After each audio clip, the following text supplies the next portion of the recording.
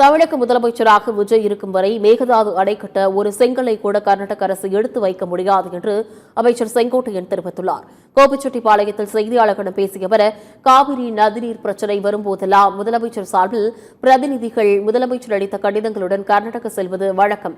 அப்படித்தான் ஜெயலலிதா இருந்தபோதும் OPS, CV Shanmugam ஆகியோர் சென்றனர். ஆனால் அதன் பிறகு நீதிமன்றங்களை நாடினர். இதுவரை எந்த முதலமைச்சரும் செல்லவில்லை என்று செங்கோட்டையன் விளக்கமளித்தார். எல்லா முதலமைச்சரும் முதலிலே அவங்களுடைய பிரதிநிதிகளாக அன்றைக்கு பொதுப்பணித்துறை அமைச்சராக இருந்த OPS-ஐ அனுப்பினார்கள். அவரோடு ஒரு அமைச்சரும் அனுப்பினாங்க, சட்ட அமைச்சர். அப்போ சண்முகம் இருந்தார். 2 பேரை கனெக்ட் பண்ணி தான் அனுப்பிச்சாங்க. ஆமா, கேரளாவுக்கு போனாங்க. கர்நாடகத்துக்கு போய் முதலமைச்சரோடு பேசி எங்களுக்கு தேவையான தண்ணீரை வழங்க வேண்டும் என்று வேண்டுதல் வைத்தார்கள்.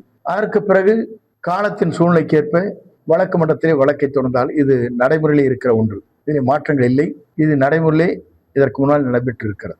முதலமைச்சர் தான் செல்லவில்லையே தவிர முதலமைச்சர் பிரதிநிதிகளாக அவருடைய கடிதத்தை எடுத்து சென்று அங்கே முதலமைச்சரிடத்திலே ஒப்படைத்து அம்மா அவர் நேரடியாக அவரோட தொலைபேசியிலே பேசி இதெல்லாம் நடைபெற்றிருக்கிறது.